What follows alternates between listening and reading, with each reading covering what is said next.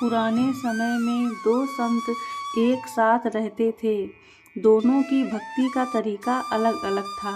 एक संत दिन भर तपस्या और मंत्र जाप करते रहते थे, जबकि दूसरा संत रोज सुबह शाम पहले भगवान को भोग लगाता और फिर खुद भोजन करता था।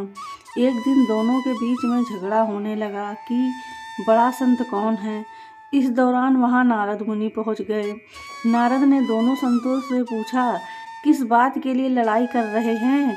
संतों ने बताया कि हम ये तय नहीं कर पा रहे हैं कि दोनों में बड़ा संत कौन है। नारद ने कहा, ये तो छोटी सी बात है, इसका फैसला मैं कल कर दूंगा।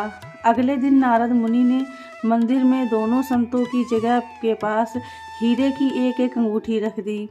पहले तप करने वाला संत वहां पहुंचा। उसने एक अंगूठी देखी और चुपचाप उसे अपने आसन के नीचे छिपाकर मंत्र जाप करने लगा।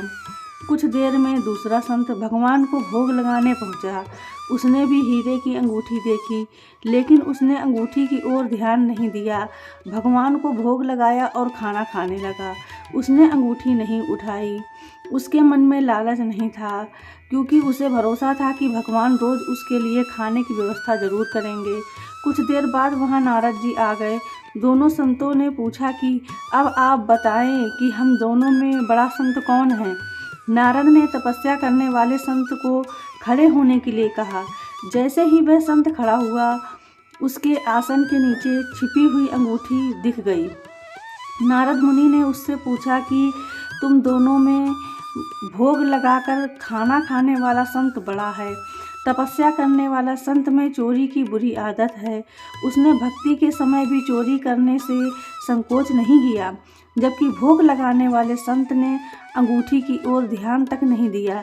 इस कारण वही संत बड़ा है। इस कहानी से यह सीख मिलती है कि भक्ति तभी सफल होती है जब भक्त के मन में बुरे विचार न हों, भक्त बुरे काम न करता हो। जिस भक्त के विचार पवित्र हैं और जो बुरे कामों से दूर रहता है, सिर्फ उसे ही भगवान की कृपा मिलती है।